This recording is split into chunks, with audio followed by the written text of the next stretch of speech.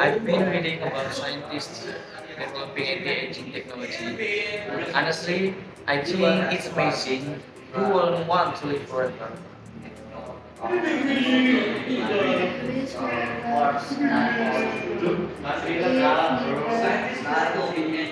This was the point of anti-aging. That's not fine, but it's not about immortality. It's about quality. Imagine being 90 but still hiking mountain or learning new skill. True, but if we can extend life, we should. Human curiosity drive progress.